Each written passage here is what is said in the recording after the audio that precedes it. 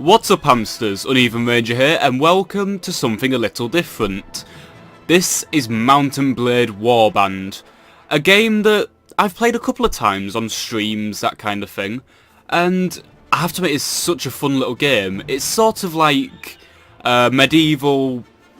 No, I'm getting the wrong game here. Chivalry, medieval warfare meets Rome Total War. Well, maybe not Rome Total War, just Total War in general. It is a game where you take a medieval person, usually a lord or a lady, and you conquer cities, you run around fighting bandits, doing diplomacy, that kind of thing. It's a bit of an old game, so I'm not going to lie, the graphics are, well, okay, it's crap, but the game itself is a lot of fun, and I hope you'll enjoy this little story. For I will be following a certain person in their quest for revenge, because this game technically has no end. You can conquer all the other factions, become the leader of the world, and then just lord over everyone for the rest of eternity. However, that's boring. This LP would be 4 million episodes if I did that. And I don't really have the time to record 4 million episodes, as much fun as that would be. So, let's start a new game. Welcome, adventurer, to Mountain Blade Warband. I don't know why I just turned evil Count from Sesame Street. Before beginning the game, you must create your character. Remember that in the traditional medieval society depicted in the game, war and politics are usually dominated by male members of the nobility. This does not, however, mean that you should not choose to play as a female character, or one who is not of noble birth. Male nobles may have a somewhat easier start, but women and commoners can attain all of the same goals, and in fact, may have a much more interesting, if more challenging, early game. Select your character's gender. Now, personally, I'm a guy. However, the character we will be playing is not. And this is actually a really good question. We were born years ago in a land far away. Our father was, I'm gonna say, a veteran warrior. As a child, your family scrabbled out a meagre living from your father's wages as a guardsman to the local lord. It was not an easy existence, and you were too poor to get much of an education. You learned mainly how to defend yourself on the streets, with or without a weapon at hand. You started to learn about the world almost as soon as you could walk and talk. You spent your early life as what would be, I think, how would a female, commoner? Because this is what she is. The character, who is currently unnamed, is a female commoner. The reason that our father is a veteran warrior is the story of this character is that in a raid by the Nords on the Kingdom of Swadia, which is where I will be starting out and possibly aligning with, our father was unfortunately killed by the Nordic warriors. And as you can imagine, that kind of scarred the poor girl.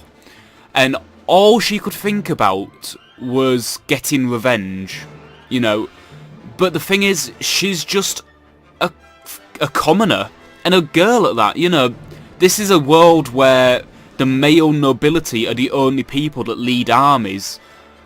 So she has a tough fight ahead of her to scrape enough reputation and badassery points to lead men and become accepted as a leader.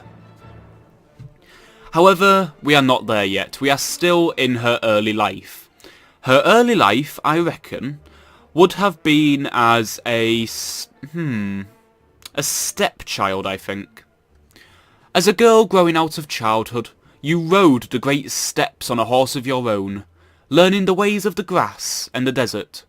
Although you sometimes went hungry, you became a skillful hunter and pathfinder in this trackless country. Your body too started to harden with muscle as you grew into the life of a nomad woman. Then, as a young adult, life changed as it always does. You became... I don't actually know what a troubadour is. That's probably not a good thing. I'm going to say she became... Well, she's not going to become a lady in waiting because... You know, her father's dead. I don't really think looking for a husband is on her mind. Might be later on in life, you never know, but... At first, I think she would have become a university student. Because she wants to lead men, and that is where you would learn, you know, how to become a leader, I reckon. You know, she thinks of leaders as smart and all that stuff. So yeah, university student. Although the distinction felt sudden to you, somewhere along the way you had become a woman, and the whole world seemed to change around you. You found yourself as a student in the university of one of the great cities, where you studied theology, philosophy and medicine. But not all of your lessons were learned in the lecture halls. You may or may not have joined in with your fellows as they roamed the alleys in search of wine. Men, I'm not, you know, we're not a lesbian. And a good fight. However, you certainly were able to observe how a broken jaw is set, or how an angry townsman can be persuaded to set down his club and accept cash compensation for the destruction of his shop. Good God, what did we get up to? There appears to be no wine in this shop. I'm going to bomb it. I don't know why this lady has such a deep voice. But soon everything changed, and you decided to strike out on your own as an adventurer. What made you take this decision was the loss of a loved one. Our father was killed, and we want to get revenge. Not only you exactly know what caused you to give up your old life and become an adventurer. All you can say is that you couldn't bear to stay, not with the memories of those you loved so close and so painful. Perhaps your new life will let you forget, or honour the name you can no longer bear to speak. And I'm going to say, allow me to quit without saving, because this game is buggier than a giant bug.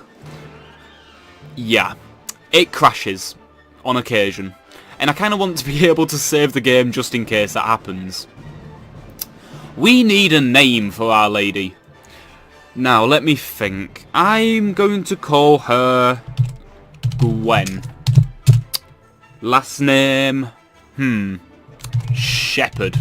Gwen Shepherd. Descendant of the legendary Commander Shepherd. You know, his skills in leadership have to come from somewhere. Even if he never did learn to delegate it to, you know, the rest of the military. Anyway. Let's give her a point in Power Strike. This is basically the level up screen. We have attributes which affect how, for example, strength adds 1 to hit points and says how high certain skills can go. Agility gives 5 weapon points. Intelligence gives an extra skill point. And charisma increases your party size limit. Obviously, your party size limit is the amount of warriors that can follow you. Skills are obvious things like increasing your hit points, doing more damage, better riding capabilities, more loot. It's very expansive, this game. And weapon proficiencies are how much damage you do with certain weapons. Now, I am going to be mostly using a one-handed sword and a shield, because that's the thing that I'm most experienced with in this game. I just can't get the bloody hang of archery. It is so difficult in this game. Like, it's realistic. Think you've got to worry about drop, and it's really difficult to get the hang of. I can't do it to save my life. So we're going to put... We don't need to put any more points in leadership, but possibly we're going to want a point in persuasion. Because remember, we're a woman. People are not going to willingly follow us. For those of you wondering, I called her Gwen after Guinevere, you know, from Arthurian legend. Because I'm a massive fan of the show Merlin. And I don't know, there's just an idea of, you know, being in that time. It's such a cool period of history. Anyway, I'm going to put a point in trainer because she would have learned some things from her father, you know. She's not a brilliant warrior, but she knows her way around a sword, and she'd be able to train other people to not kill themselves. Let's see. Pathfinding means we move faster. That's always nice to get a couple of points in. And prisoner management. I'm going to get a point in. The final point shall go into riding, because we know how to ride a horse. Let's put a few points in strength, make us a bit more tough, because, you know, we're a badass woman who don't need no man. Let's see. Some more agility, I think, and a point in charisma. Obviously, we're going to go as hard as possible in one-handed for the moment. Possibly get some pole arms or a crossbow, maybe. But anyway, let us create our person. This is Gwen. Only, I don't know. Let's do a bit of randomising, see if we can't get a better person. No, no, no. Good God, no. As you can see, this is a beautiful game. HD, 2 million polys per model. It's quite an old game, but it has its charm. I'll give it that. Let's see what we can do with this. Different hairstyle, I think. Obviously, we want to be kind of... I'm not going to say good looking, but... You know, she takes care of herself, I guess. I suppose that's the best we're going to get. Skin... Yeah. I'm not really going to mess with it that much. Let's give her... sort of like a dark brown, similar to my own. Maybe a little darker than that. There we go. And she's very young. You know, fresh out of university, all that stuff. Anyway, so this is our character. This is Guinevere Shepherd, who we will be fighting as and continuing the story of as we strive to defeat the Nord menace and get revenge for our father by wiping out every goddamn Nord in Calradia, which is the world. I hope you'll enjoy the journey as much as I will. Anyway, you hear about Calradia, a land torn between rival kingdoms battling each other for supremacy, a haven for knights and mercenaries, cutthroats and adventurers, all willing to risk their lives in pursuit of fortune, power or glory. In this land, which holds many dangers and even greater opportunities, you believe you may find your... Wow, that was just a fail. You may leave your past behind. My reading skills, ladies and gentlemen, getting off to a great start. You may leave your past behind and start a new life. You feel that finally you hold the key to your destiny in your... I just shouldn't read. I don't know. You feel that finally you hold the key of your destiny in your hands, free to choose as you will, and that whatever course you take, great adventures will await you. Drawn by the stories you hear about Calradia and its kingdoms, we actually were born in Praven. So we're exhausted... Wow. I should not be doing this. We are exhausted by the time we find the inn in Praven, and we fall asleep quickly. However, we awake before dawn and are eager to explore our surroundings. I'm guessing we lived in like a village our entire life, with, you know, our dad living in the barracks of the city, only really coming to visit us during his time off. You know, so we wouldn't really have been to a big city in Calradia or Praven. We venture out onto the streets, which are still deserted. All of a sudden, you hear the sound that stands the hairs of your neck on end. The rasp of a blade sliding from its scabbard. And we have a crossbow. God damn it, game, why did you give me a crossbow? And why can I not move? There we go.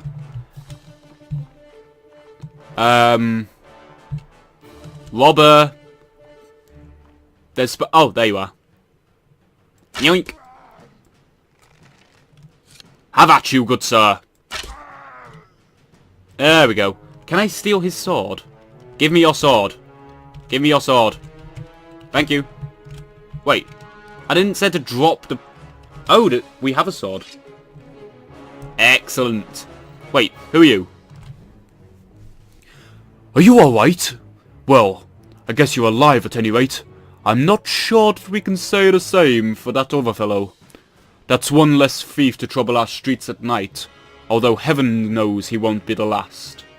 Anyway, perhaps you can help me with something. Let's talk more inside. Out here, we don't know who's listening. There's cats here. They're very sneaky. The merchant takes you to his house, and once inside he stands by the door for a while, checking the street, and then finally convinced you have not been followed, comes near you to speak. This is the tutorial, everyone, which I'm not going to bother with, because it doesn't make much sense from our character's point of view that he would ask her to do this. Now let me Sorry, I've messed up his voice already. Now, let me explain my proposition. I'm not that kind of girl, I'm sorry. We've always had brigands in the hills, driven to banditry by war, debt, or love of violence. Recently, however, they've been getting bolder, leaving their camps in the wild and venturing into towns, searching for unwary prey. The watch commander tells us it's because of all the fighting on the frontiers, fewer men to keep an eye on the streets, but I'm not sure what to make of that. It seems to me that the most logical explanation is that these bandits have an ally within the walls, who help them enter unnoticed, and helps them identify particularly tempting targets. Last week, you see, they took my brother. I don't know what my brother was thinking, a lad from a prominent house, out alone after dark in times like these. Well, I suppose you were too, but you're a stranger here, and didn't know how bad things have become. He had no such excuse. But he's family, so what can you do? If you can't protect your kin, then people will start thinking you can't protect your investments. And I can't have that. No doubt the gang will soon send word about a ransom, but I don't care to pay it. Because I don't want to save my brother. So here's my proposition. You look like you've had a bit of experience with a blade. You mean I killed one guy with 2 shots to the head with a crossbow? How does that make you think I've got experience with a blade? Have you been hit on the head? Is that why your brother got so messed up? Were both of you dropped on the head? And more importantly, you must have a bit of fire in your belly, or you wouldn't be coming to Calradia to seek your fortune. So here's what I'm asking you to do. Gather a small party, track down these bandits to their lair, teach them a lesson they won't forget, and get my brother back safe. In return, you'll earn my lasting gratitude, and a bit of silver. What do you say? No thank you. I'll be leaving now. Good luck with your brother.